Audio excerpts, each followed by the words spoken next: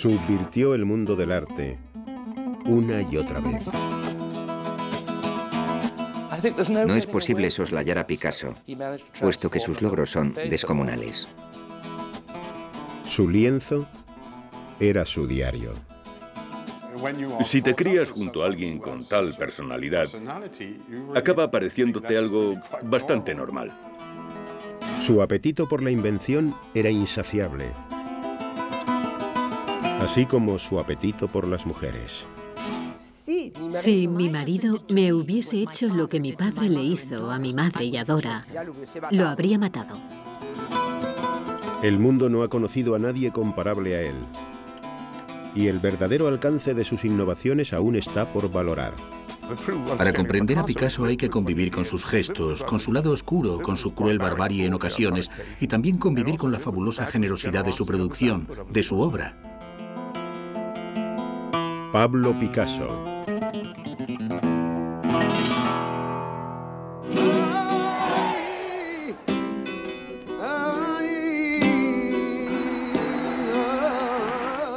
Pese a que residió en Francia durante casi toda su vida, en muchos aspectos Pablo Picasso jamás estuvo ausente de España.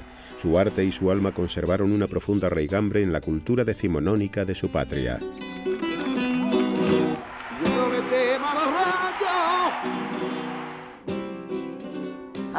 Yo diría que fue la quinta esencia del español, en su visión del mundo, en sus pasiones, en su miedo a la muerte. El corazón de la España meridional reside en Andalucía, la tierra natal del artista, una región cuya mismísima identidad se sume en la pasión y en el drama, en el amor y en la muerte. No obstante su cultura secular, la patria chica de Picasso, la ciudad de Málaga, al igual que la totalidad de Andalucía, sufría el menosprecio de los españoles más septentrionales que la consideraban provinciana. No debemos olvidar nunca que Picasso es un andaluz nacido en las postrimerías del siglo XIX. El concepto de machismo es netamente andaluz, y en efecto él se consideraba un tío macho.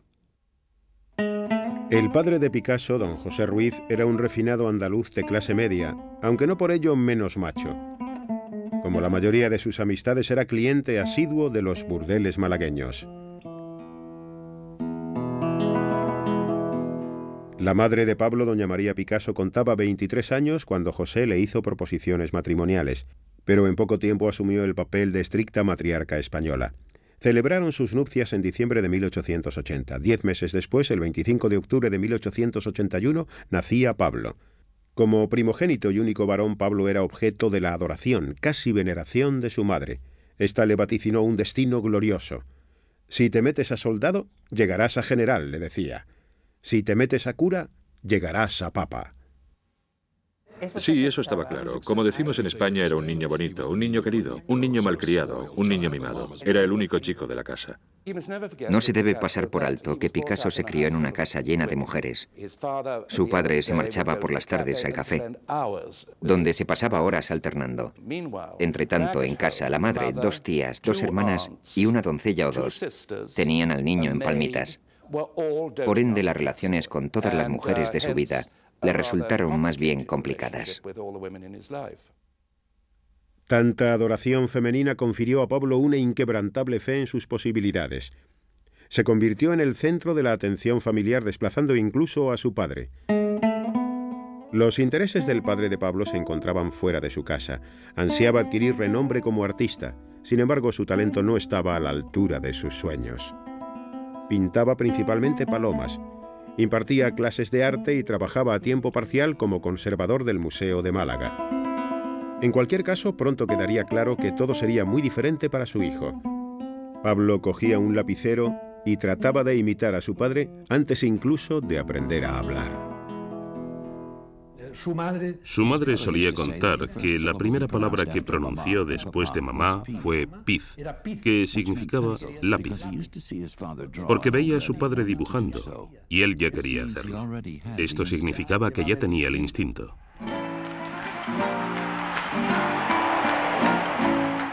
Amén del dibujo, lo que más fascinaba a Pablo eran las corridas de toros.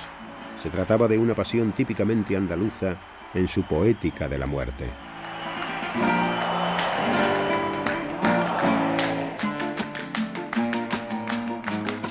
El sangriento festejo causó una viva impresión en la imaginación infantil de Pablo.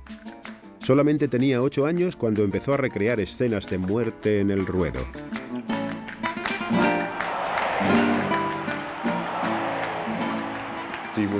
Se le inculcó desde niño el amor por la tauromaquia. Su padre solía llevarlo a las corridas. Es el hombre imponiéndose sobre la bestia. También un baile, una maravillosa danza nupcial entre el hombre y el animal que conduce irremediablemente a la muerte. Es una épica historia de amor que acaba con la muerte. Todos cuantos trataron con el artista a lo largo de su vida quedaron desconcertados por la intensidad de su mirada, legado imperecedero de su cuna andaluza. Existe una curiosa expresión andaluza que es mirada fuerte. Se refiere a un mirar intenso, a adueñarse de un objeto con la mirada. Un amigo suyo de juventud decía: lo que me pasma de Picasso es que cuando mira una hoja de papel no queda nada de ella, tan fuerte es su mirada. Parece que va a arrancar la imagen del papel.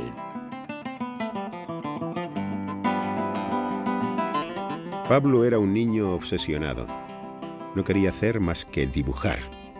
En cuanto ponía sus ojos sobre una hoja de papel, veía cosas en las que nadie más reparaba.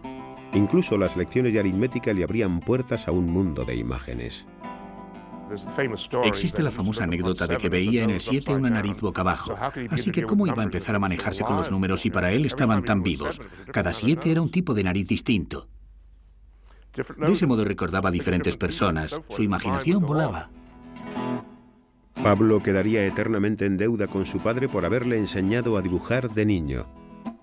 Pero a medida que su hijo crecía, don José empezó a encarar el hecho de que sus expectativas como pintor estaban condenadas al fracaso. Buena parte de la ambición de Picasso y del amor propio que lo impelía a convertirse en el pintor más grande del mundo provenía de su necesidad de exorcizar el atroz fracaso paterno. Este es el trasfondo, el germen de la resolución de Picasso de llegar a ser mejor dibujante que nadie, de ser el mejor pintor del mundo.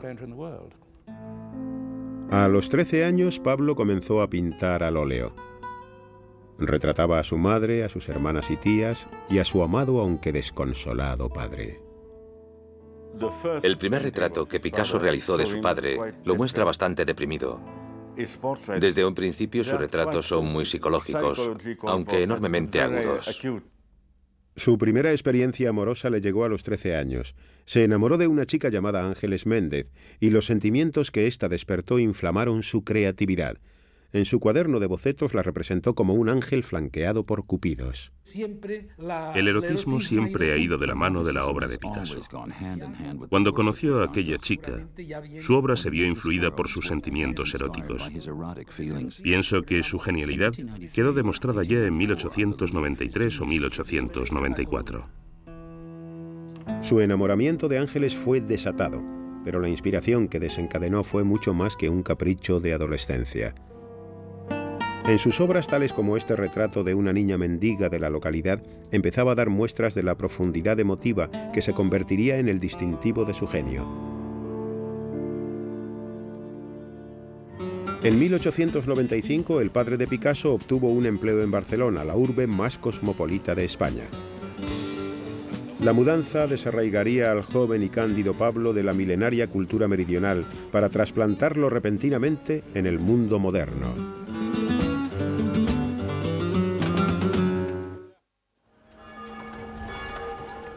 Pablo contaba 13 años en 1895, cuando su familia se trasladó a la norteña ciudad de Barcelona.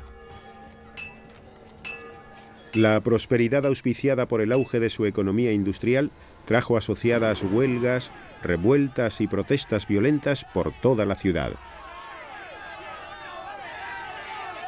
Para el adolescente Picasso, Barcelona fue una revelación. Su inquietud de adolescente coincide con la inquietud barcelonesa. Llegó a Barcelona en un momento de gran agitación. Se estaba renovando el ámbito artístico. El clima sociológico y social de Barcelona fue un trampolín para la personalidad de Picasso.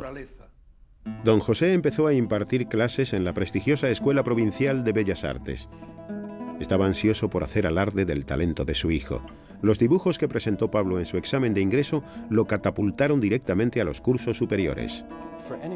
A quienquiera que esté familiarizado con las escuelas de arte, le resultará evidente que las primeras obras de Picasso gozan ya de la resuelta calidad que aplicó a cualquier motivo o tema que abordase. Eso no se aprende, ni se enseña.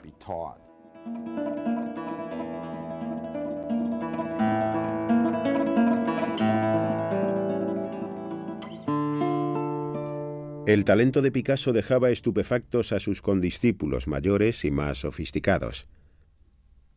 Tras las clases, estos iniciaron a Pablo en las tertulias de café donde se reunían escritores y artistas. Las conversaciones políticas en Barcelona comenzaban a derivar hacia el anarquismo. Los sácratas vindicaban la abolición de toda clase de gobierno. Inspirados por este ideario, los artistas progresistas clamaban contra el arte tradicionalista y propugnaban la demolición del statu quo. Sus audaces ideas dejaron anonadado al joven artista. Sus compañeros, asimismo, encauzaron su atención hacia un aspecto más tradicional, si bien menos distinguido, de Barcelona: el barrio chino. Las escenas carnales causaron honda impresión en Picasso y fueron motivo de inspiración para su arte de por vida. En Barcelona tienen el barrio chino. Yo lo visité en una ocasión antes de la Segunda Guerra Mundial. Creo que no había cambiado nada en 50 años. Las mujeres se ponían allí, en el estrado, incitando con la mirada a los clientes, que fumaban como chimeneas. El humo se elevaba como la bruma matutina sobre aquellos tipos que miraban a las putas y las remiraban y las volvían a mirar.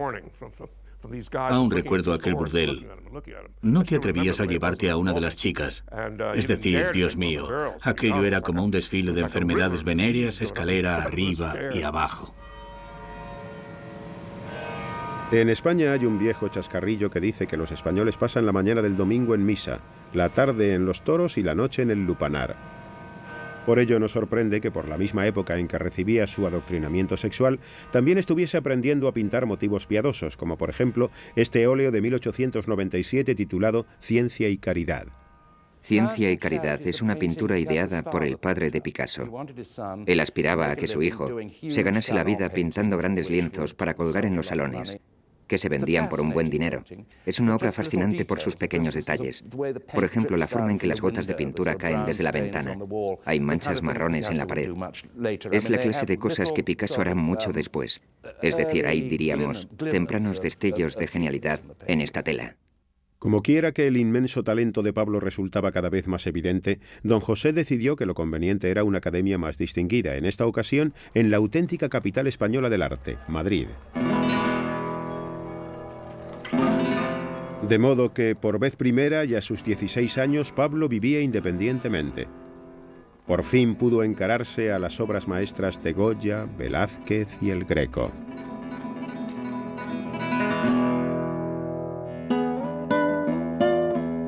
Sin embargo, Madrid carecía del vigor y la modernidad barceloneses.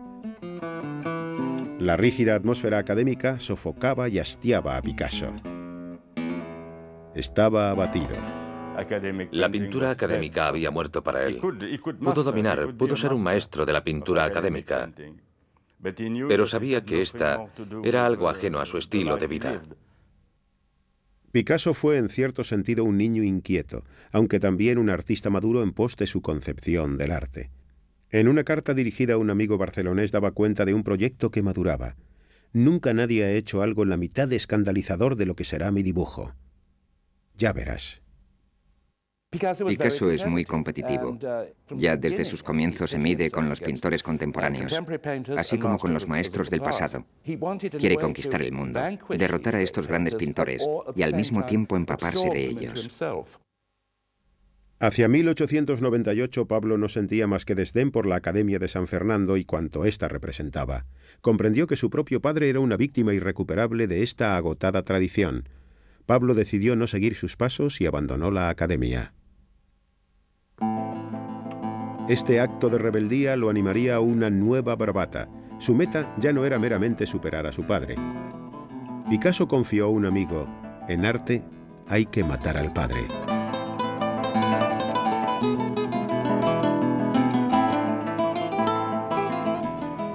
Pablo, ahora con 17 años y desafiante como nunca, regresó a su hogar barcelonés. Para pagar el alquiler realizaba trabajos comerciales, carteles para el carnaval e ilustraciones para revistas. Pablo y sus amigos pasaban sus noches bebiendo y polemizando en el café Els Quatre Gats, cuartel general de la vanguardia barcelonesa. La atmósfera del café estaba impregnada de los nuevos vientos provenientes de París y otros países. Por el día, Pablo trazaba bocetos incansablemente. Y a comienzos de 1900, a los 18 años, como en este autorretrato, montó su primera exposición formal. No tenía dinero para marcos, así que sus amigos le ayudaron a colgar una serie de lienzos con tachuelas.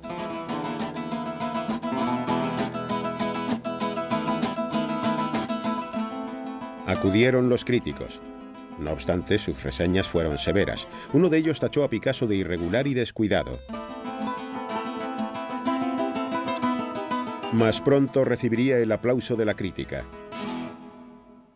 Poco tiempo después de aquella muestra supo que una de sus telas había sido seleccionada para figurar en el pabellón español de la Exposición Universal, que se celebraría en París a finales de aquel mismo año.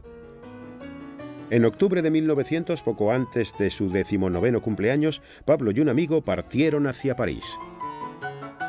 Miles de personas contemplarían su obra y, por si fuera poco, se disponía a saludar al nuevo siglo en la ciudad más moderna de Europa.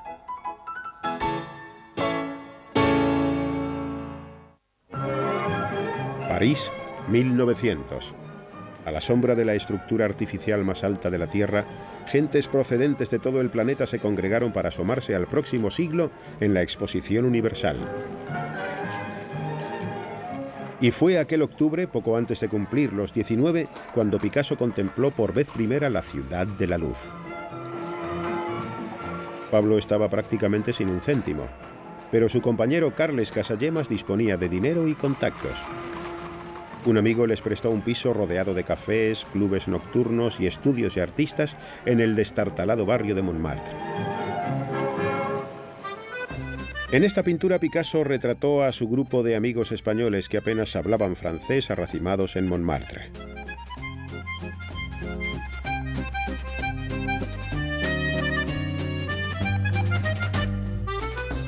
París distaba un mundo de la retraída sociedad andaluza. Picasso se deleitaba en la concupiscencia sin ambajes que albergaba la ciudad. Sin embargo, era consciente de la condescendencia de los parisinos para con los españoles.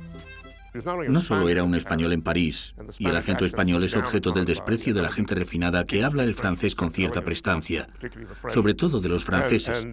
Y no solo era español, como decía, sino que además provenía de Málaga, y los propios españoles desprecian a los malagueños. Los miran por encima del hombro como si fuesen españoles de segunda. Picasso y Casagemas conocieron a un grupo de coquetas modelos que hablaban algo de castellano.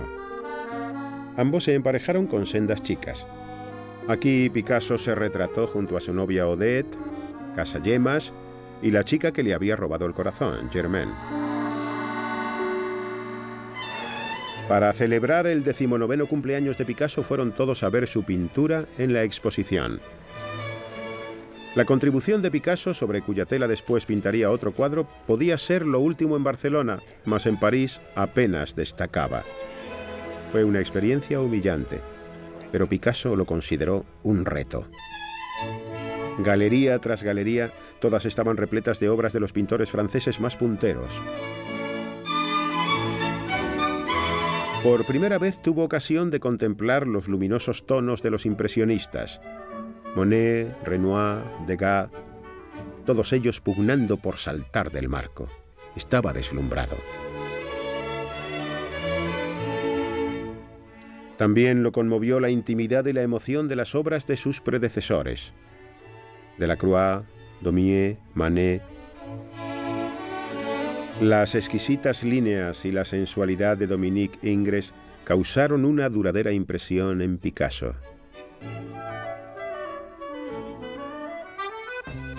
Por las noches, Pablo y sus camaradas frecuentaban el Moulin Rouge y el Moulin de la Galette, tórridos salones de baile famosos por los cuadros de Auguste Renoir y Henri de Toulouse-Lautrec. En abierto desafío a estos gigantes parisienses, Picasso plasmó su propia versión. Con este lienzo entra directamente en liza con Toulouse-Lautrec y Renoir. Ambos pintaron el Moulin de la Galette y ambos habían realizado enormes y espectaculares cuadros del salón abarrotado con las bailarinas, el cancán y todas esas cosas. Creo que Picasso ya a esta edad se mide con los grandes maestros contemporáneos. Uno de los coleccionistas más vanguardistas de Francia adquirió la obra inmediatamente. A los pocos días de su llegada ya había vendido 3 pasteles. Esto lo alentó. Si su obra seguía vendiéndose bien, podría residir permanentemente en París. Pero por el momento Picasso y su amigo regresaron a España. Casagemas no soportaba la lejanía de Germaine y regresó precipitadamente a París para hacerle una propuesta matrimonial. Sin embargo, ella no compartía su entusiasmo y en febrero de 1901, encontrándose Picasso en Madrid, recibió una noticia terrible. Casagemas, perdidamente enamorado de Germaine, se había pegado un tiro en la cabeza.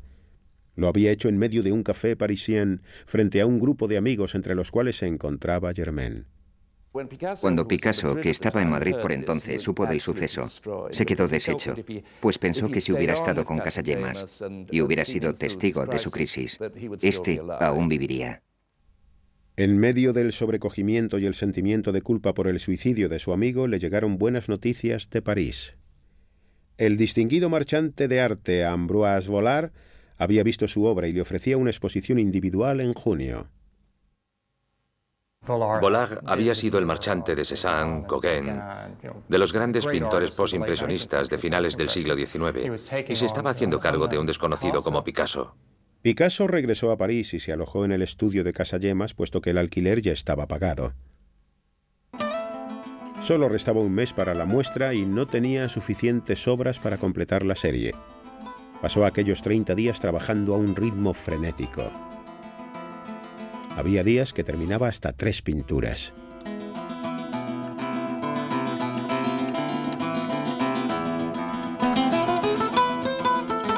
Pablo se deshizo del corriente apellido paterno, Ruiz, y comenzó a firmar su obra simplemente con el materno, Picasso. Y como si quisiera autopresentarse en París, realizó un autorretrato para la exhibición titulado Yo, Picasso.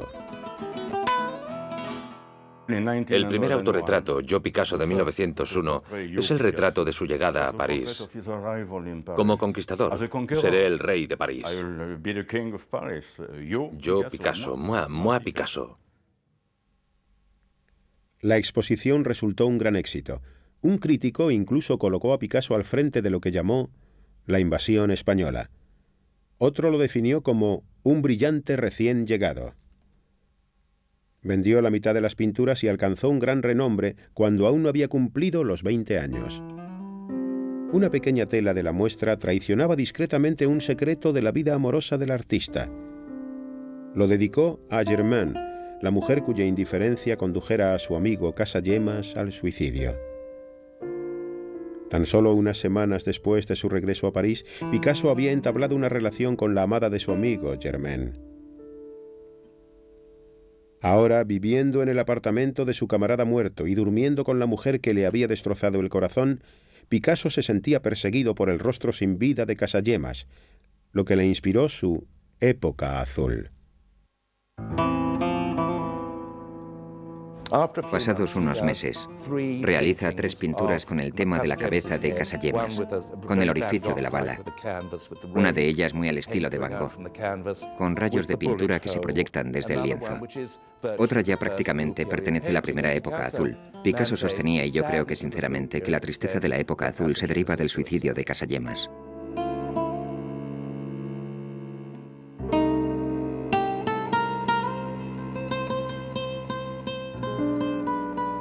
Picasso estaba profundamente deprimido. De nuevo estaba en la ruina. Había gastado todos los beneficios obtenidos por las ventas en la galería de Vollard, y los coleccionistas consideraban las pinturas azules demasiado lúgubres. Su sueño de conquistar París parecía ahora una derrota. Durante la época azul, cuando retrata a una mujer solitaria, es porque se siente triste y solo. Se identifica con este mundo marginal, pero está reflejando a sí mismo su fuero interno. Con 20 años, Picasso se enfrentaba a un futuro incierto. Emprendió el nuevo autorretrato convaleciente de la gripe. En él aparece con barba y embutido en un abrigo con aspecto de estar helado, hambriento y angustiado. En enero de 1902, Picasso envió un telegrama a su padre pidiéndole dinero y regresó a Barcelona. Fueron días sombríos para Picasso. Sin embargo, la aceptación de la exposición de París le había concedido al menos un atisbo del reconocimiento que sabía merecer. La estancia en España le hizo estar más decidido que nunca a volver a París y tomar al asalto la capital del arte de una vez por todas.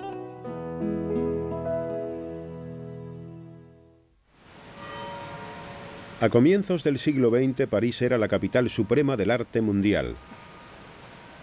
En la ciudad estaba a punto de estallar una revolución artística, y las ideas vanguardistas se cocían en el bohemio distrito de Montmartre.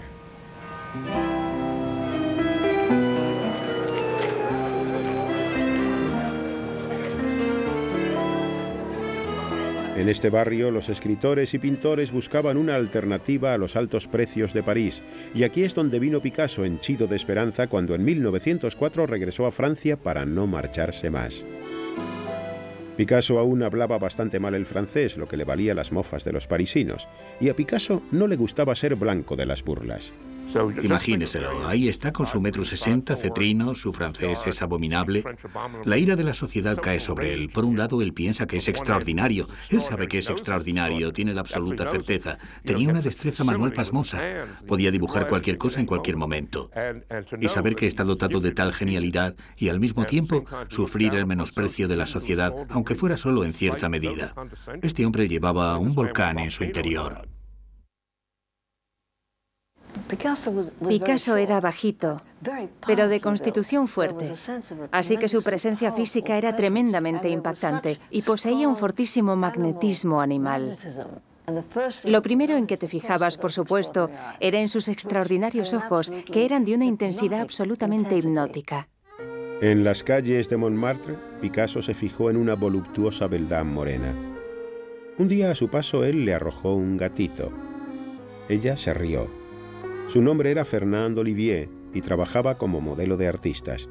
Picasso la invitó a su estudio. Se hicieron amantes y en el plazo de un año ella se mudó al estudio de Pablo. Picasso estaba embelesado con la sensual Fernand, pero intensamente posesivo como era y aún poseído por el machismo español, tenía la sensación de que no era merecedora de confianza. La sociedad andaluza era de lo más anticuada en cuanto al trato a las mujeres. Picasso dijo a una vez: me gustaría que te vistieras de negro, que te cubrieras de pies a cabeza para que los hombres no pudieran poseerte con sus ojos. Para impedir que Fernand abandonase el estudio, Picasso le quitaba los zapatos. En ocasiones la dejaba encerrada. Sin embargo, Fernand soportaba la voluble personalidad de Picasso. Declaró que pese a que sus ataques de celos la asustaban, otras veces se comportaba tierna, amable y amorosamente. El encanto de Picasso compensaba con creces su mal francés y algunos intelectuales lo encontraron interesante. En octubre de 1904 conoció y trabó amistad instantáneamente con Guillaume Apollinaire, un joven y prometedor poeta vanguardista. El cosmopolita Apollinaire y el tosco Picasso compartían el amor por el circo y en cuanto podían permitírselo acudían al afamado Circo Medrano. Otras veces recorrían las calles buscando compañías ambulantes que actuaban por la voluntad. Enseguida, los mismísimos acróbatas, arlequines y tañedores de organillo que poblaban la poesía de Apollinaire hicieron su aparición en las pinturas de Pablo Picasso. Veía la vida a través del prisma del circo, el cómico ambulante, el vagabundeo por la vida como una especie de paisaje desértico. Y este símbolo del circo y del arlequín era muy propio del cambio de siglo. Picasso era español, un extranjero en París. Todos los emigrantes están un poco perdidos, un poco melancólicos.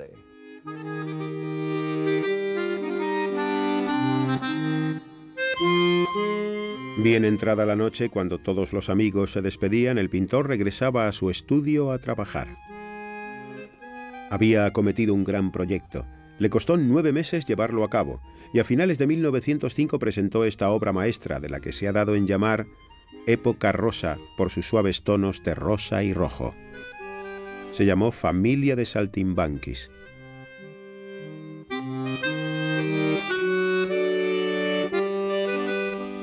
Aunque Picasso desconfiaba de los marchantes, sabía que no podía prescindir de ellos. Sin embargo, prefería que sus amigos le encontrasen compradores para sus lienzos.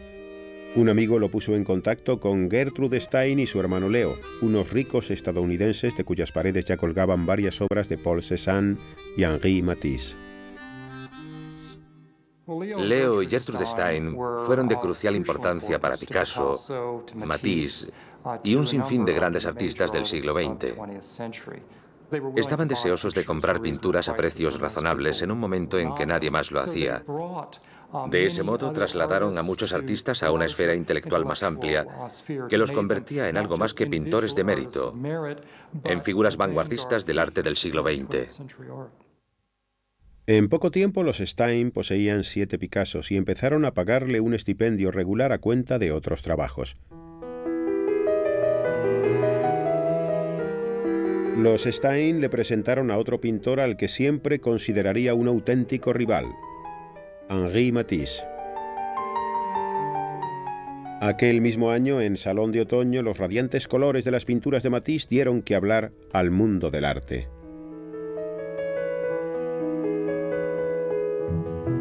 Picasso envidiaba no solo el éxito de Matisse, sino también su evidente originalidad. Matisse ya había logrado lo que Picasso pretendía: desacatar la tradición clásica.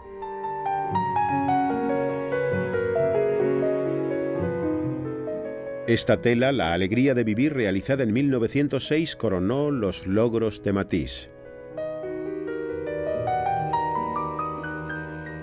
Ambos pintores coincidían en las veladas sabatinas de los Stein y pronto empezaron a frecuentar secretamente sus respectivos estudios. Cada encuentro con Matisse encendía de celos a Picasso. Matisse siempre ha estado ahí, y cada vez es más y más grande. Y Matisse es mayor que él. Matisse sabe estar, goza de aceptación social. Es capaz de hablar inteligentemente sobre pintura durante horas en el salón, mientras que Picasso prácticamente gruñía en francés. Y ahora todo el mundo dice que Matisse es el mejor pintor de París, y Picasso está lívido, absolutamente lívido. Así que decidí acallar este coro de alabanzas a Matisse, superándolo.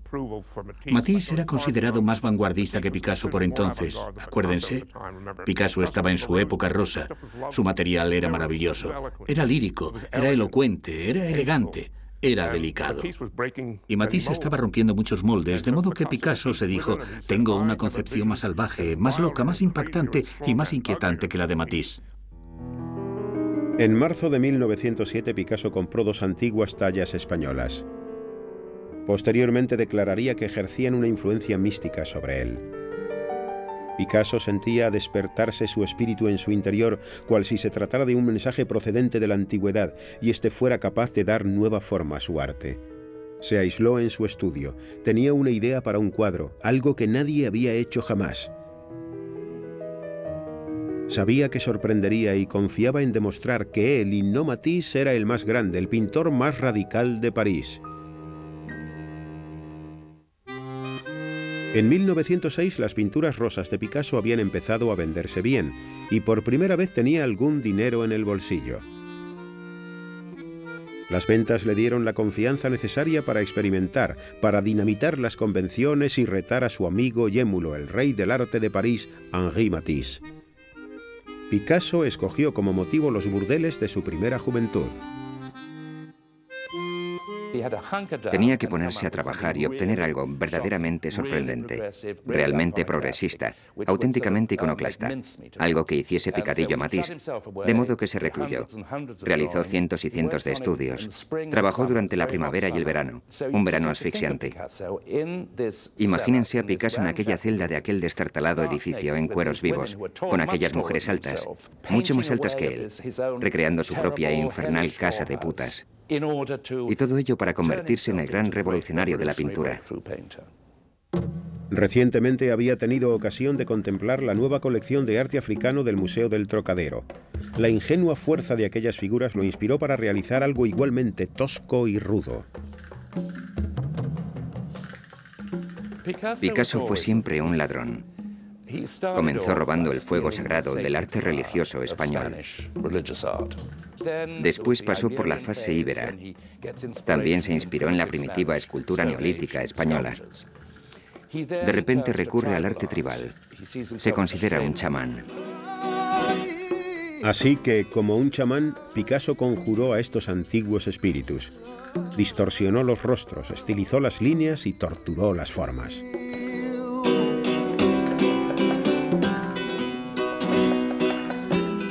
Con este lienzo, que sería conocido como Las señoritas de Aviñón, Picasso buscaba forjar un eslabón entre el arte tribal y el arte moderno. Para él, Las señoritas de Aviñón fue un modo de aplicar a su pintura lo que había aprendido de Gauguin y también de Cézanne. Pero quería realizar una pintura primitiva, que al tiempo fuese una obra que combatiese lo que él consideraba la civilización, la vida. Y por ello la concibió como una escena de prostíbulo. Picasso vertió en la obra sus experiencias personales, desde los lupanares de Barcelona hasta su inestable relación con Fernand, creando así una suerte de primitivo icono del terror que las mujeres causan a los hombres.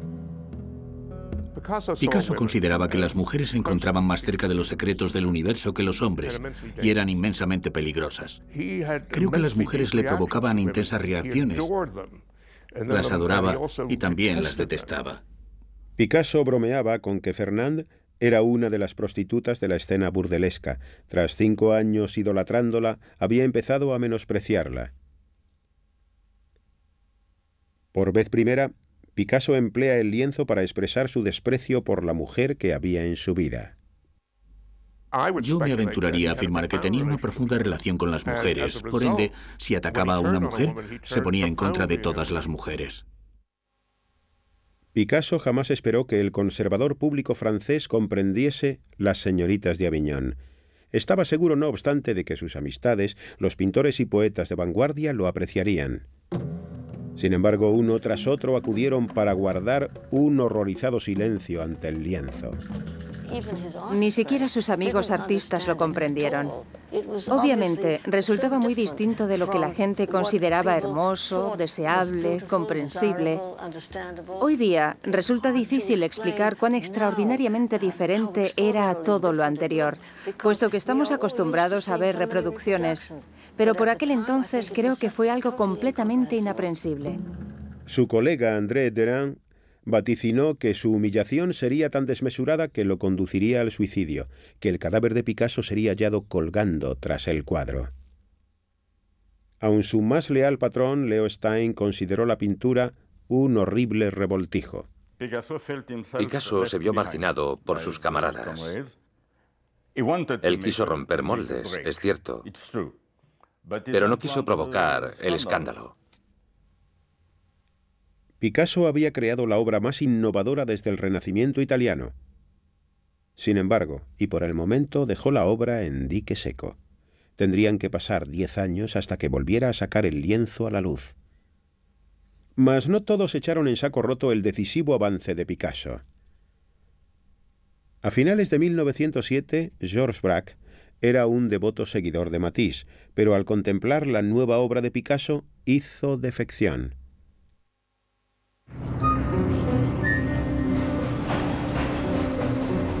Picasso y Braque descubrieron que compartían un concepto. Ambos eran conscientes de que el mundo había cambiado más en la última década que en los últimos siglos. La vida de la nueva era estaba mecanizada, industrializada, psicoanalizada. El cine reemplazaba al teatro y la fotografía amenazaba con condenar a gran parte de la pintura a la obsolescencia.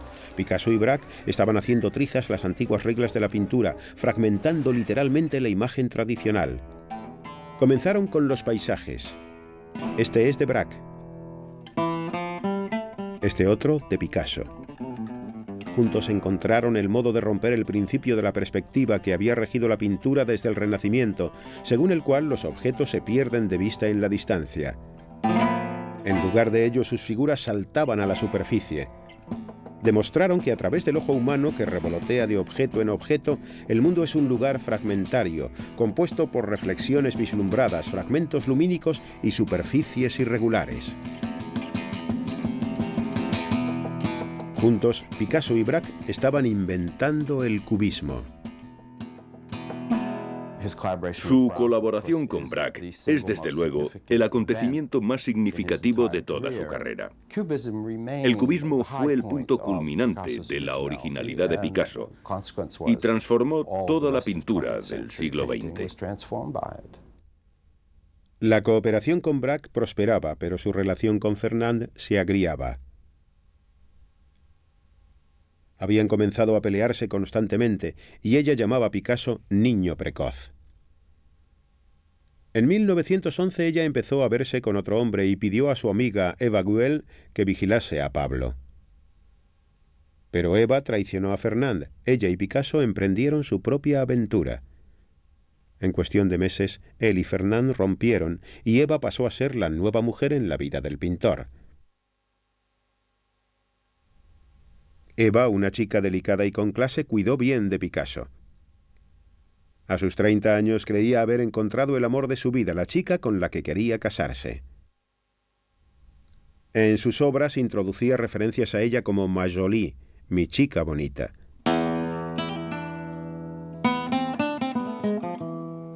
Eva inspiró un aluvión de pinturas cubistas.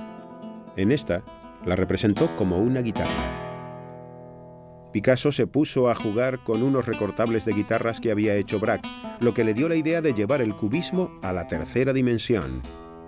En 1912 Picasso realizó una escultura, la guitarra, que de nuevo destruía las convenciones. A Picasso no le gustaba demasiado el bronce. Lo consideraba demasiado rico, aburrido y burgués. Así que prefería hacer esculturas a base de chatarra. Es decir, para mí es el mejor escultor del siglo XX, puesto que revolucionó la concepción que la gente tenía de la escultura. Una vez más, su nueva obra resultaba demasiado revolucionaria para el mercado del arte, por el momento. Sin embargo, sus pinturas azules ya habían cautivado a los coleccionistas y los precios de sus cuadros de la época rosa habían empezado a dispararse.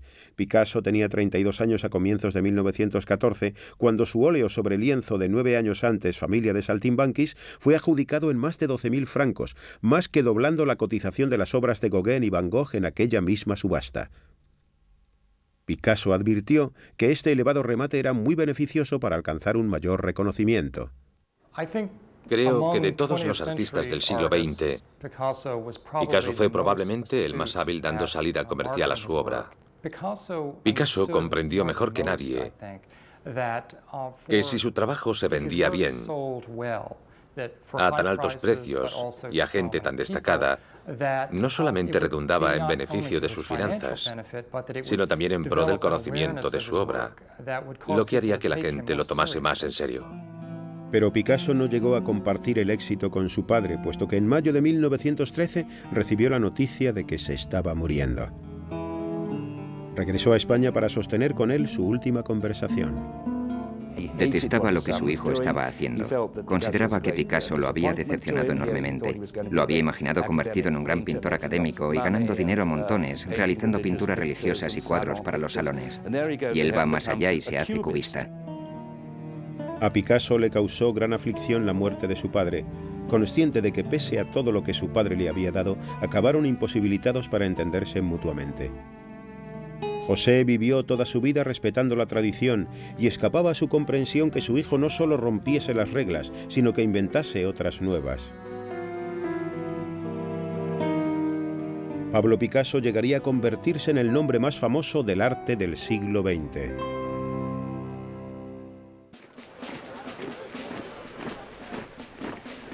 En julio de 1914, Alemania declaró la guerra a Francia y el espíritu de París, la ciudad de la luz, se tornó oscuro. Los colegas más afectos a Picasso, Georges Braque y André Derain, se alistaron de buen grado, al igual que su amigo el poeta Guillaume Apollinaire. Picasso decepcionó a muchos al no presentarse como voluntario. Puesto que España era neutral, Picasso no tenía por qué luchar en la Primera Guerra Mundial. pero como vivió en París durante gran parte de la guerra, lo pasó mal. Había mujeres que entregaban plumas blancas a los jóvenes que iban sin uniforme. Fue objeto de muchísimos abusos por esta causa. Poco después del estallido del conflicto, durante el verano de 1914, la amante de Picasso, Eva Guel, cayó gravemente enferma y tuvo que ser hospitalizada. Recorría andando todo París a diario para visitarla. Vio con alarma cuán rápidamente empeoraba.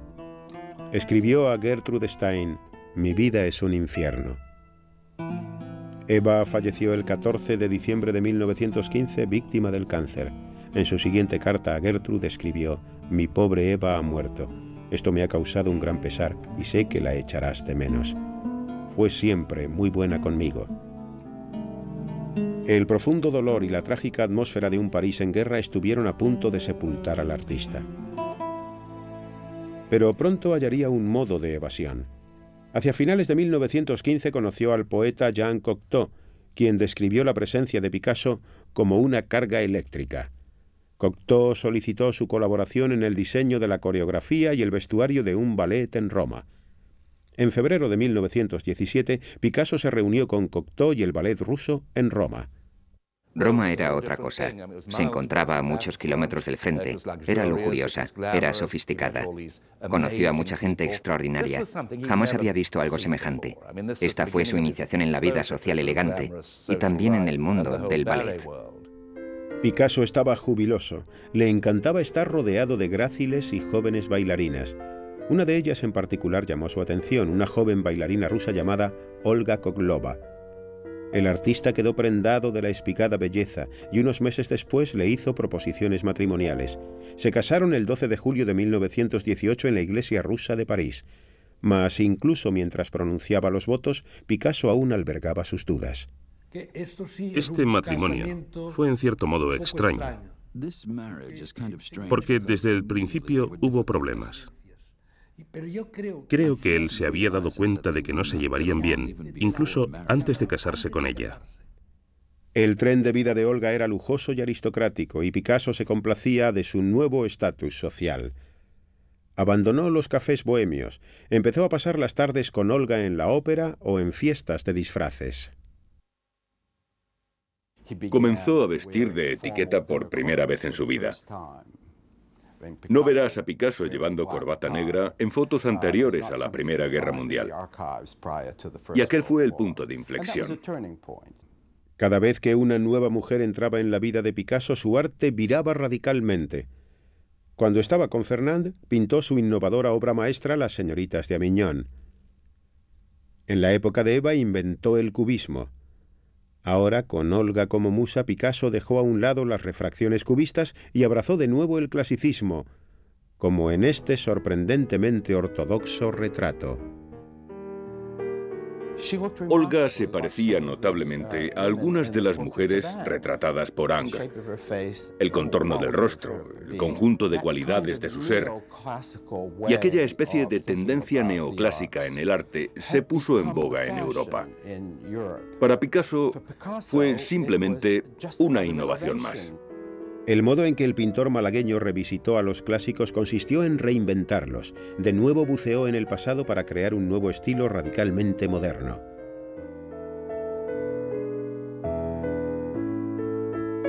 El 4 de febrero de 1921, Olga dio a luz un niño, Paulo. Picasso conmemoró orgullosamente el nacimiento de su primogénito con esta pintura llamada Madre e Hijo. Sin embargo, para el siempre inquieto Picasso, la vida hogareña y el boato de clase alta de Olga empezaron a perder su encanto. Durante un tiempo lo sobrellevó. Después ya no pudo soportarlo más. Acabó absolutamente harto de las aspiraciones de Olga. Por entonces fue cuando declaró: «No soy un caballero». Picasso y Olga pasaron el verano del 23 en el centro turístico de moda, el Cabo de Antibes, en la Riviera Francesa. Allí, alternando con los socialistas, conoció a un grupo de intelectuales conocidos como los surrealistas, cuya influencia provocaría un avance radical en el arte picassiano. Los surrealistas en cierto modo le enseñaron que podía meter en su obra cualquier elemento que le apeteciese. Una pintura no debía necesariamente tener algún tipo de significado clásico ni lógico. La imagen podía ser lo que él quisiese. El surrealismo dio alas a la imaginación de Picasso en su vertiente más escandalosa. Nuevamente navegaba por aguas absolutamente incógnitas. Sus tempestuosas emociones, provocadas por el deterioro de sus relaciones con Olga, condicionaron el talante violento y tortuoso de sus nuevas creaciones, preñadas de imágenes de ira y de agonía. Cuando todo empezó a ir mal, ella se transformó súbitamente en un monstruo, la persona más horrible, en la mujer más terrible que puedas imaginar. Picasso anhelaba evadirse de su matrimonio.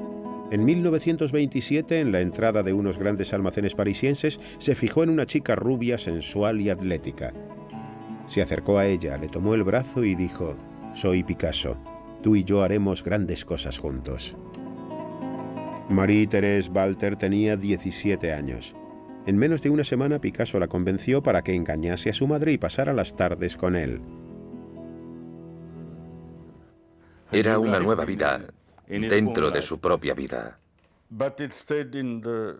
Pero lo mantuvo en absoluto secreto, puesto que ella era, ¿cómo se dice?, menor de edad. Evidentemente, Picasso no quería que Olga se enterase. Sin embargo, el problema mayor era que si se descubría que corrompía a una menor, podía perder el visado que le permitía residir en Francia. Pero no pudo resistirse a la tentación de introducir subrepticiamente sus iniciales MT entrelazadas con las propias en sus pinturas. En aquellos tiempos, las chicas de 17 años no salían de noche. Ella era una chiquilla, tenía 17 años por aquel entonces. Constantemente me contaba cosas sobre mi padre, que le regalaba muñecas, por ejemplo. Él le regalaba muñequitas. A ella le encantaba comer dulces. Y por supuesto mi padre estaba completamente cautivado, ya que después de todo, lo que en realidad tenía era una niña mujer.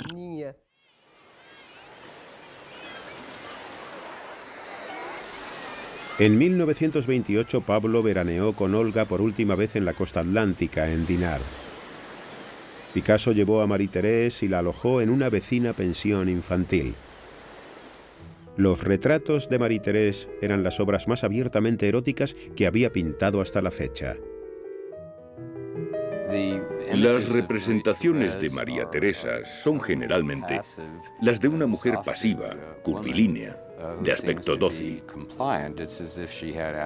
Parece carecer de voluntad y de mente. Los miembros están manipulados de forma que en ocasiones los senos parecen testículos y los rostros órganos genitales. Practica una reconstrucción del cuerpo enormemente fantástica a base de dobles y triples imágenes. Realizó un sinnúmero de estudios de la plácida y voluptuosa Marie-Thérèse durmiendo, entre ellos esta tela titulada El sueño. No sé si habrá reparado en que la cabeza está rodeada por algo parecido a, ¿cómo se dice?, un órgano masculino. Está circundada por un órgano masculino. Se pueden ver los pechos de mi madre. Mi padre siempre estaba hablando de los senos de mi madre. Decía, eran exactamente como pequeñas manzanas. No te imaginas qué pechos tenía tu madre. Eran como manzanas, maravillosos. Picasso recurrió a la lujuria que lo embargaba y creó una visión de sí mismo encarnando al minotauro de la mitología griega, mitad hombre, mitad bestia, tremebundo, violando y devorando a una chiquilla inocente. Picasso mantuvo la aventura oculta durante 8 años, pero en 1935 se desvaneció el secreto cuando Olga descubrió que Marie-Thérèse estaba embarazada de Pablo. Enfurecida, se mudó a un hotel llevándose consigo a Paulo. Estaba desolada. Sin embargo, Picasso llenó sus redes en las aguas revueltas. En esta época crearía sus más desgarradoras obras de arte.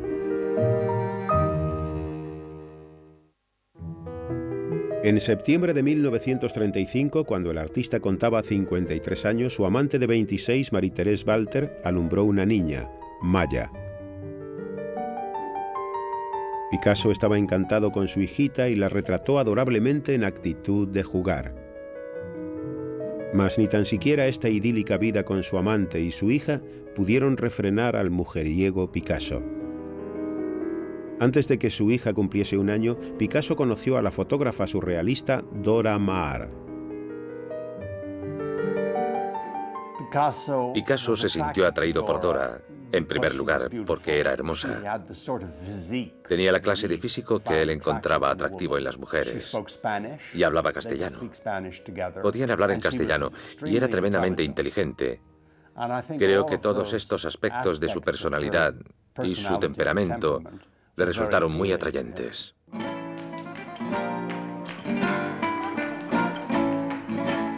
Ahora Picasso tenía una esposa y un hijo legítimo, y una amante y una hija.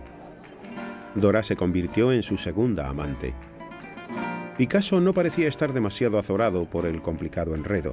Más bien parecía alimentar no solo su ego, sino también su arte.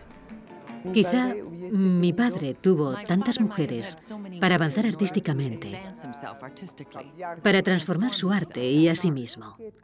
La cuestión es que sacó todo cuanto pudo de cada una de ellas. Esto es, sus sentimientos. Era capaz de traducirlos a sus lienzos. Picasso disfrutaba de las diferencias entre Dora y Marie-Thérèse. Física y mentalmente eran diametralmente opuestas, sin embargo compartían su amor por él. Para Picasso eran las dos caras de una moneda. A menudo se veía con ambas el mismo día e incluso las retrataba en el mismo escenario sentadas en la misma pose. Obligó a ambas a aceptar compartirlo, y las dos quedaron abatidas y al borde de la desesperación. Picasso convirtió la angustia de estas mujeres en arte. Apodó a Dora La Llorona e inmortalizó sus lágrimas en su serie Mujer llorando. Los retratos de Dora son extraordinarios. Era una mujer hermosa, y por el modo en que la trató, su representación es intensamente horrenda. No obstante, existe en ella una extraordinaria comprensión del lado más sombrío del alma humana.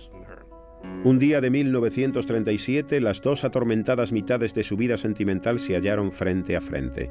Ante la mirada de Picasso, Marie-Thérèse se encaró a Dora. Le dijo que dejase a Picasso en paz, que ella, Marie-Thérèse, tenía una hija suya y era su amante legítima. Imagínese enterarse de repente de que el hombre con el que te acuestas todas las noches, por las tardes se acuesta con otra mujer.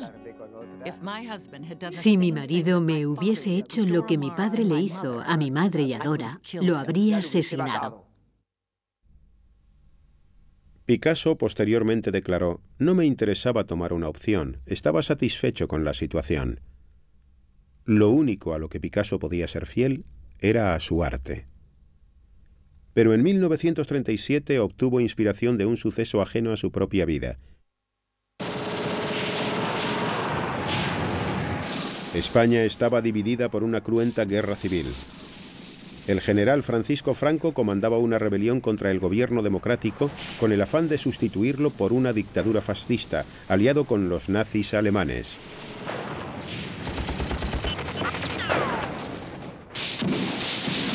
El 26 de abril de 1937 la aviación nazi bombardeó la ciudad de Guernica en apoyo a Franco.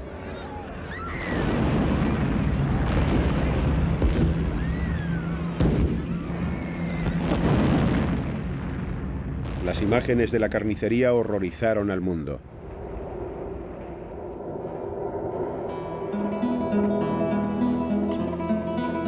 Picasso quedó consternado.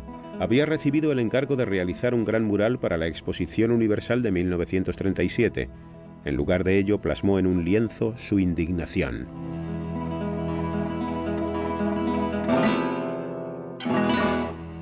Pintó madres con sus hijos pequeños muertos, la matanza de los soldados, la masacre de los vecinos de la ciudad. Declaró: «Estoy expresando el horror que me causa la casta militar que actualmente sume a España en un océano de miseria y muerte».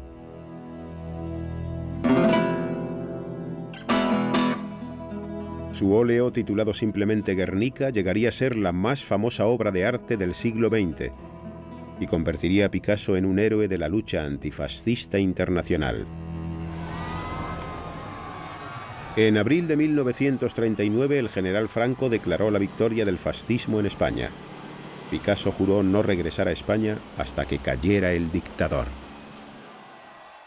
Nunca regresó. Murió antes. Una vez me dijo que cuando el Guernica fuese a España, él volvería. Me decía, Arias, el día en el que el Guernica esté en el corazón de España, seremos felices. En junio del año 40, las tropas nazis marchaban sobre París, que fue ocupado sin lucha. Durante la guerra, Picasso llevó una existencia tranquila. Trató de no llamar la atención y, desde luego, no formó parte de la resistencia. Picasso no poseía una personalidad heroica, pasó miedo. Siempre se mostró muy preocupado por su propio bienestar, puesto que lo único importante en su vida era su arte. A medida que el Guernica viajaba por todo el mundo, se fue convirtiendo en un emblema de la terrible violencia de la guerra y asimismo en una poderosa arma contra el fascismo en la batalla por ganarse a la opinión pública. Guernica no solo fue una muestra del despertar político de Picasso, sino además una revelación estilística. Con él regresó a la simplicidad infantil y halló una nueva forma de acentuar la carga emocional presente en su obra. Él dijo en una ocasión: si coloco un ojo en su órbita, la gente da por hecho que hay un ojo. Si saco ese ojo de su cuenca y lo pongo en otro sitio, la gente le prestará más atención. Se produce una reacción de sorpresa. Ven el ojo de nuevo. A una joven artista que lo visitó en 1943, cuando tenía 61 años, le confió: hay que romper y desgarrar la realidad. Aquella visitante era Françoise Gillot y tenía 21 años.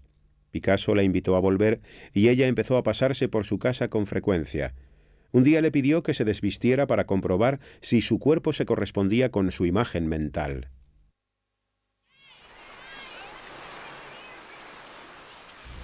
Me dejé caer en sus brazos mientras él me explicaba sus puntos de vista, y yo sentía que aquello era el comienzo de algo maravilloso en el genuino sentido de la palabra.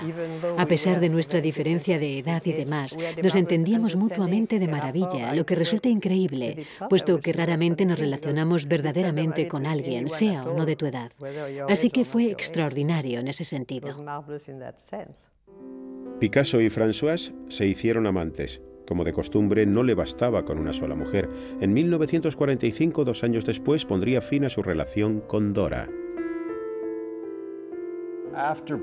Una vez que Picasso dejó claro que su relación había terminado, como así era de hecho, ella sufrió una crisis nerviosa y se quedó deshecha, por lo que pasó un tiempo en un sanatorio. Dora nunca llegó a recuperarse totalmente. Más tarde diría: me utilizó hasta que no quedó nada de mí, nada más que los cientos de retratos míos que había pintado. Era cierto. Picasso ya no necesitaba a Dora, tenía a Françoise. Y ella también alimentaría su caldera artística.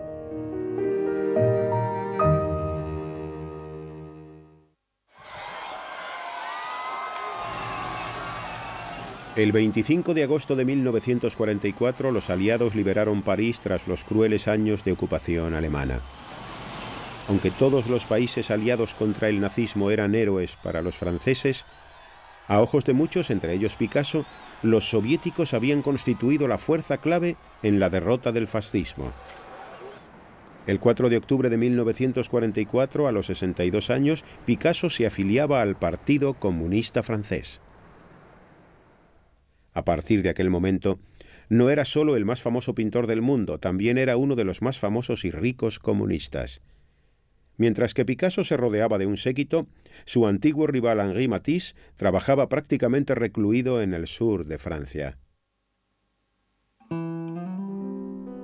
Matisse estaba enfermo y solo abandonaba la cama durante 1 hora o 2 diarias. En 1946, Picasso llevó a su nueva amante, Françoise Gillot, a visitar a Matisse. Este, al ver a Françoise, sintió la inspiración de pintar su retrato. Le dijo que representaría su cabello en verde oscuro y su cuerpo en azul pálido. El antiguo émulo volvía a exacerbar los celos de Picasso. Se apropió de la idea de Matisse y pintó a Françoise como la mujer flor, con el cuerpo azul pálido y el pelo verde oscuro.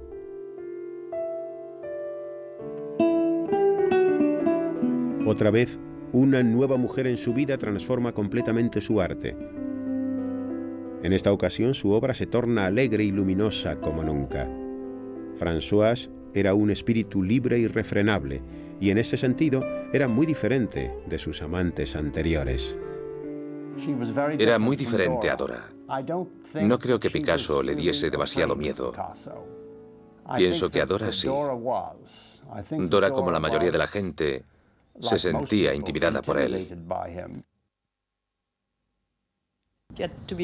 Había que tener mucha entereza para sostener un trato prolongado con él, porque era muy competitivo y había dos cosas que no soportaba. No aguantaba la mediocridad y menos aún que fueras buena.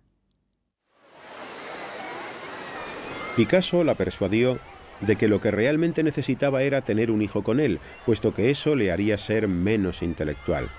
Estaría, le dijo, más en contacto con la naturaleza. El 15 de mayo de 1947 nació su hijo Claude. Picasso descubrió con agrado que su hijo compartía su fuerte personalidad. Además, el padre ya no era el único que disfrutaba, provocando celos. Fuimos a visitar a Matisse y yo volví muy impresionado.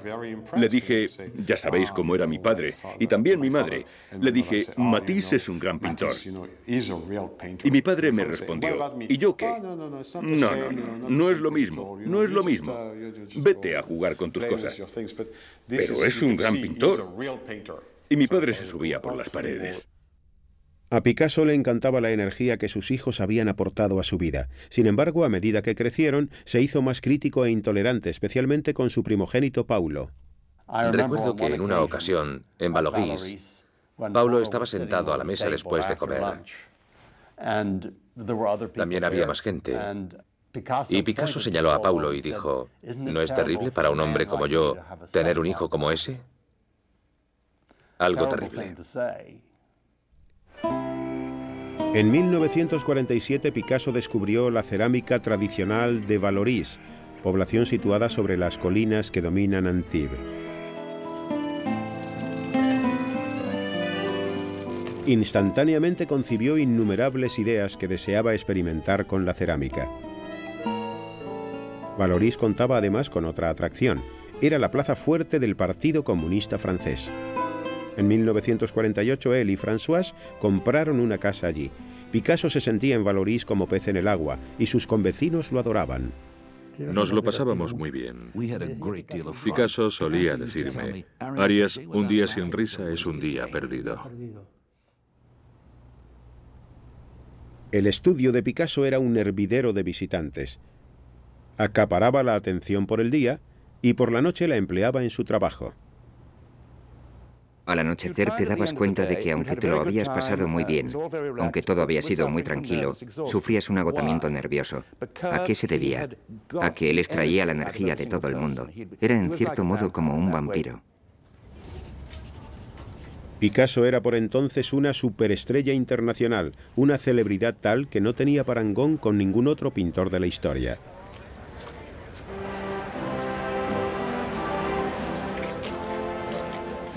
El Partido Comunista francés era consciente de lo valioso que podía resultar para impulsar su propaganda. En enero de 1949 creó el símbolo del movimiento pacifista internacional en esta litografía, la paloma. I am in England, he said, for the second time for the Peace Congress, and I hope for success for this magnificent cause. Picasso detestaba viajar, pero en 1948 tomó por primera vez un avión para asistir a varios congresos pacifistas promovidos por los comunistas. Al año siguiente, en 1949, nació el segundo hijo de Pablo y Françoise. La niña recibió el nombre de Paloma.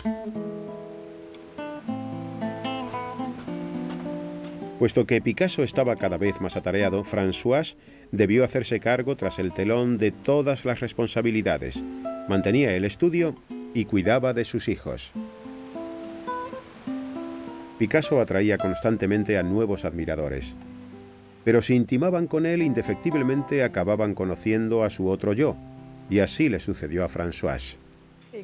Podía ser la persona más encantadora del mundo, o cómo habría podido cautivar a tantísima gente. Así que su trato era arrebatador. Cuando te tenía completamente a su merced, empezaba a comportarse de un modo desagradable de vez en cuando, no tan desagradable como cruel. El carácter de Picasso, próximo a los 70 años, no daba muestras de endulzarse con la edad. Antes bien, al contrario. En el verano de 1951, 2 años después de nacer Paloma, emprendió una breve aventura con una joven llamada Geneviève Laporte, de tan solo 23 años. Françoise supo de su nuevo lío y comunicó a Picasso que lo abandonaba. Una gran parte del ser del pintor estaba enraizada en la España decimonónica, donde tenía su cuna, por lo que deseaba conservar a ambas mujeres según su costumbre, pero Françoise se negó en redondo. Él no creía que pudiera abandonarlo, porque decía, nadie deja a un hombre como yo. Le dije, espera y verás. Por supuesto, cuando me marché, se puso completamente furioso y estuvo en guerra declarada conmigo mientras vivía. En septiembre de 1953, Françoise cogió a sus hijos y se marchó para no volver. Era la primera vez que una mujer dejaba a Picasso. Estaba aturdido y no soportaba haber sido abandonado, con el fantasma de Françoise rondando por la casa. De un modo característico trató de borrarla de su entorno con este lienzo de 1953. Creo que psicológicamente es muy interesante, pues muestra a mi madre cerniéndose sobre Paloma y yo. Y yo estoy escribiendo o dibujando algo en una hoja en blanco, que es el futuro. Y la madre está encima de sus hijos, como si se preocupara por el porvenir. Data más o menos de cuando mi madre lo dejó. Nos fuimos todos, y posiblemente se preguntaba qué le deparaba el futuro.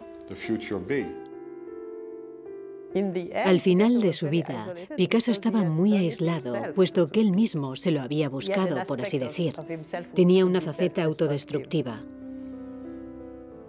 porque en ocasiones era destructivo, es decir, que destruía a los demás, pero acabó destruyéndose a sí mismo.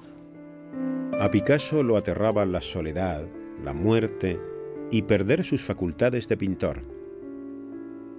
Pero abandonarse a uno solo de estos terrores era más de lo que su colosal ego podía permitirse. Continuó trabajando con una intensidad tal que habría agotado a cualquiera con la mitad de sus años.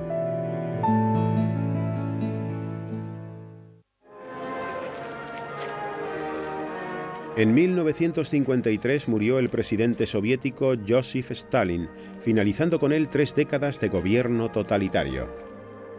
El Partido Comunista Francés publicó un dibujo de Stalin trazado por Picasso en la esquela de su periódico.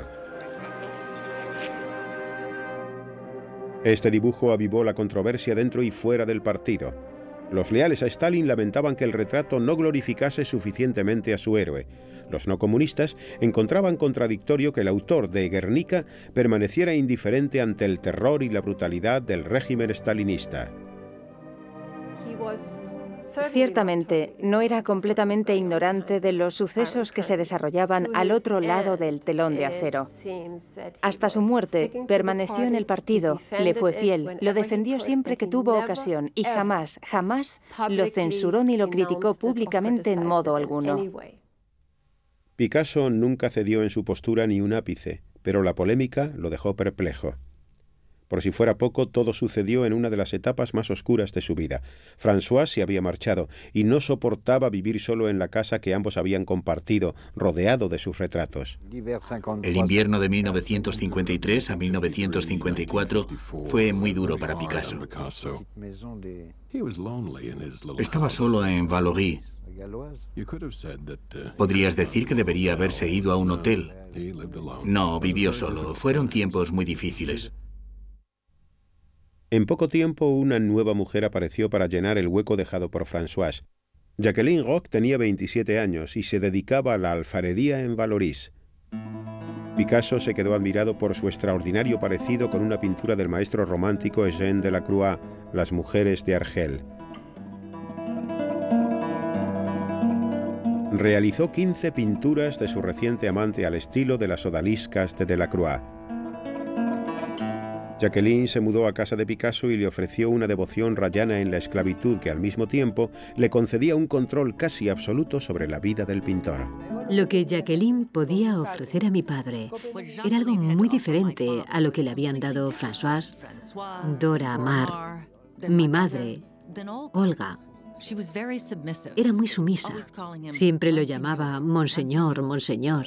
Imagíneselo. Yo me echaba a reír cada vez que lo llamaba señor, ya que me resultaba muy cómico. Jacqueline era una paradoja. Era muy sumisa, muy obediente y muy retraída. Al principio, pero, Dios mío, cambió y se hizo realmente con el mando. La adoración que Jacqueline le profesaba lo dejaba libre para trabajar. Y vaya si trabajaba, a un ritmo pasmoso. De nuevo tenía una fuente de juventud para alimentar su arte y también para soslayar la aterradora certeza de sus muchos años. Si Picasso no hubiese continuado creando, se habría sentido viejo. Crear significaba sentirse vivo.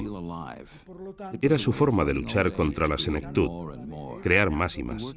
Trabajaba intensamente, como si luchase contra la muerte. Eso era obvio. El 3 de noviembre de 1954, su más respetado rival y amigo, Henri Matisse, fallecía. Las nuevas estremecieron a Picasso, un espeluznante recuerdo de su propia mortalidad. No quería oír hablar de la muerte. Una vez dijo que todas las mañanas repasaba la lista de amigos que aún quedaban con vida y temía que si se olvidaba de alguno, éste muriese. Y mientras luchaba por mantener a raya a la senectud y a la muerte, Picasso entablaba un diálogo con uno de sus grandes maestros españoles, convirtiendo un Velázquez en un Picasso. Una de las pocas veces que fui testigo del lado oscuro de Picasso fue mientras trabajaba en las variaciones sobre las Meninas de Velázquez. Estaba contendiendo de veras con el más grande de los pintores españoles. Podíamos oír sus pasos enérgicos, cómo arrastraba los caballetes, las cosas que caían al suelo, gruñidos, y Jacqueline dijo, ¿sabéis? Va a seguir así hasta que tenga acabada esta serie. Picasso seguía produciendo arte a un ritmo asombroso, pero la gente empezaba a cuestionarse si esta nueva obra estaba a la altura de su pasado. Si comparas las mujeres de Argel de Picasso con las de Delacroix, las primeras son sencillamente ridículas. Es decir, es como la caricatura de una gran obra maestra. Y puesto que aún ejercía un control casi absoluto sobre sus dotes artísticas, se puede decir que tienen cierto espíritu. Sin embargo, en contraste con sus mejores trabajos, y con las grandes obras en las que se estaba inspirando, son patéticas. La dejadez es intencionada. En cierto modo quería encubrir su maestría y realizar una obra expresiva, como expresivo es el dibujo de un niño. En esta época la capital artística mundial se había desplazado. Ya no era París. Los artistas de la Escuela de Nueva York, Mark Rothko, Willem de Kooning y Jackson Pollock estaban conmocionando al viejo continente. Sin embargo, la influencia picasiana sobre los artistas neoyorquinos era irremediable. Recuerdo que la primera exposición de Pollock en Londres tuvo lugar en los años 50, a finales de los 50. Lo que nos entusiasmó fue que parecía ser el primer arte contemporáneo no picasiano en 40 o 50 años. Y resultó que no era así. El mundo había cambiado en torno a Picasso en muchos aspectos. Y mientras que en sus etapas más tempranas estas transformaciones habían influido en su obra, ahora prefería batirse en retirada. Siempre había atraído la atención del mundo. Sin embargo, ahora, con la vigilante Jacqueline, Picasso inició una introspección, un autoexamen de su arte, de su pasado, y empezó a encarar lo inevitable en soledad.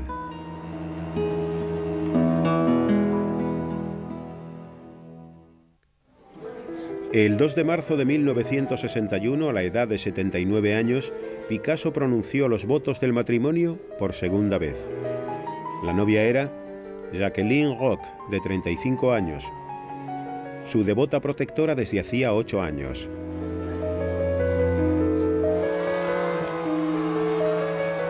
El pintor era una leyenda viva, pero incluso con 80 años le aterraba dormirse en los laureles.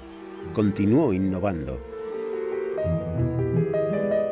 Inventó una técnica completamente nueva para realizar estas esculturas con planchas metálicas y otro método asimismo original en el ámbito de la litografía. Jacqueline mantenía a Picasso enclaustrado. Con el tiempo, renegó incluso de sus propios hijos. Prácticamente de la noche a la mañana. No había explicación posible. Así que hasta la fecha no sabemos exactamente qué ocurrió. Hay que tener en cuenta que ya era un hombre de edad muy avanzada. En parte podía deberse a que Jacqueline lo protegía de toda la familia, de todos los amigos anteriores a ella. Así, de ese modo, podía controlar mejor la situación. Pero al mismo tiempo, miraba por mi padre. Así él podía pintar cuanto quisiera, con tranquilidad. En poco tiempo, cuando los amigos lo llamaban, también eran rechazados. Jacqueline vetó a muchos de los amigos de Picasso. Todos mis amigos sufrieron las consecuencias. Es decir, cerró la puerta a un montón de cosas, a un montón de gente. Entonces, en 1963, su antigua amante Françoise Gillot, la madre de sus hijos Claude y Paloma, publicó sus memorias. Vivir con Picasso. Se sintió traicionado y trató de evitar su publicación. No obstante, el libro llegó a ser un éxito de ventas.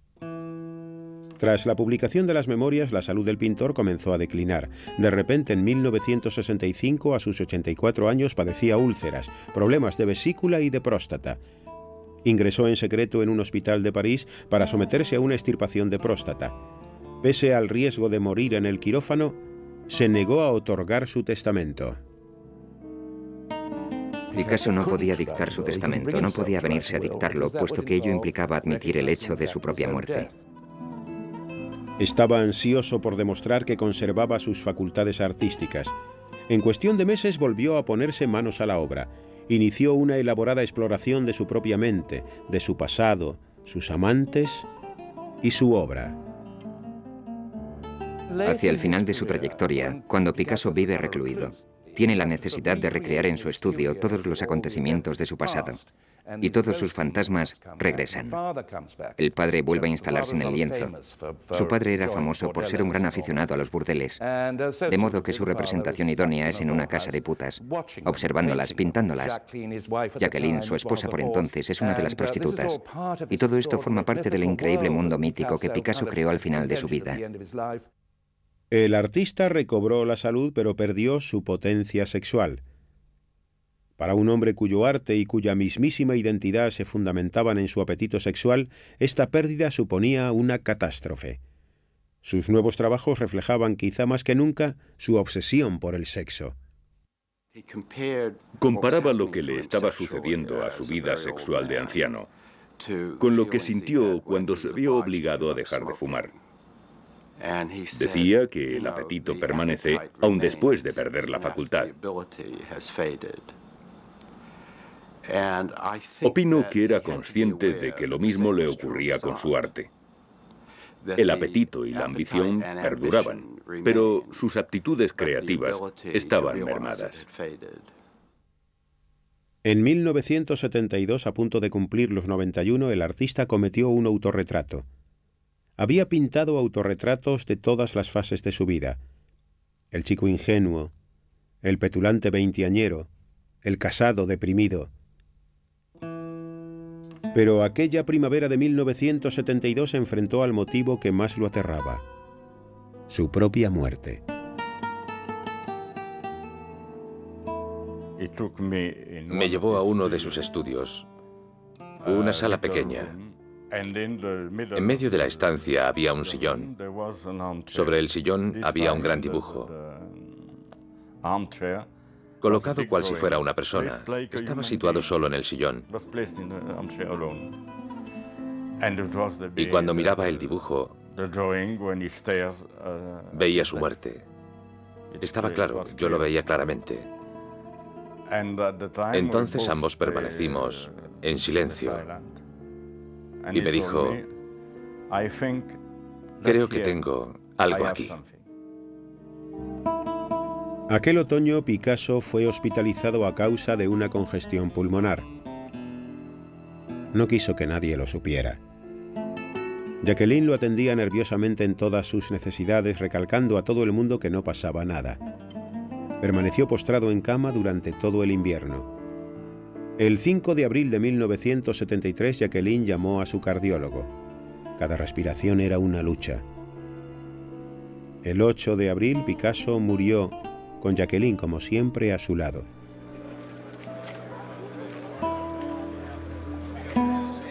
Su hijo Paulo asistió a la inhumación, así como un puñado de amigos.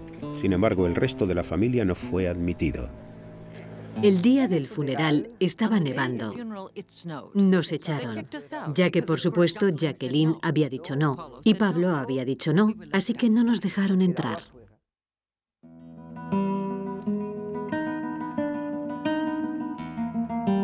La muerte del pintor desencadenó una serie de trágicas repercusiones en el seno de su familia.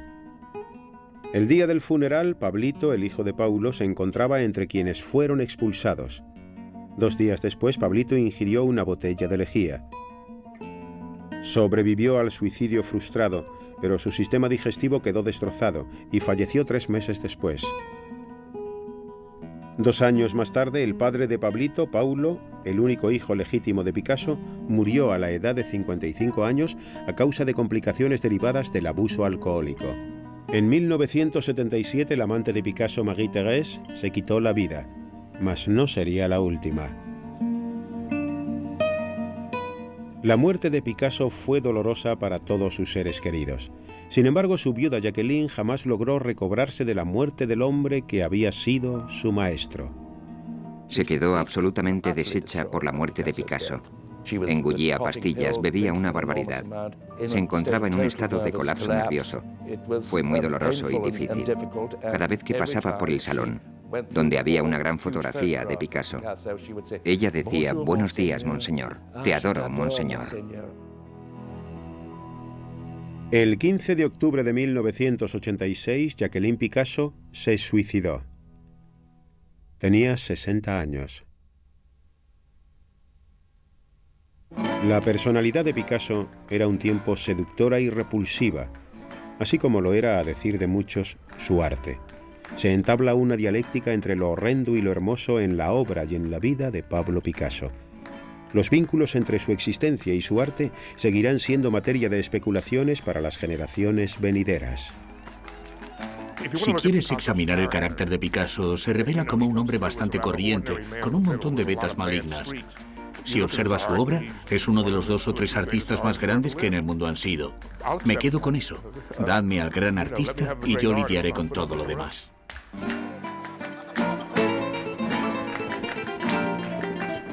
Picasso transformó profundamente el arte, destruyó siglos de tradición, forjó nuevos nexos entre el mundo antiguo y el contemporáneo.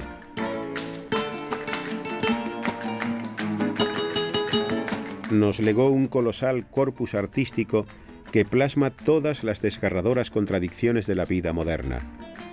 El arte del siglo XX será siempre recordado por los nuevos y radicales caminos que Pablo Picasso nos enseñó a ver. Creo que a muchos les encantaría que Picasso desapareciese, puesto que aún domina la escena, pero no creo que llegue a desaparecer jamás porque sus logros son descomunales. Aún hoy, mucha gente no comprende los senderos que abrió, las posibilidades.